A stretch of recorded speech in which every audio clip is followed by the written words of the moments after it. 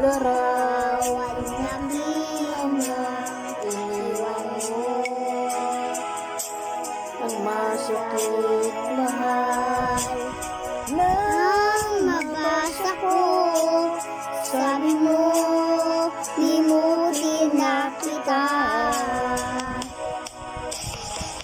Di ko magagawa, kalimutan ka, dahil walang ibang mahal kundi ikaw. Ikaw ang tanging hiling, bakit ka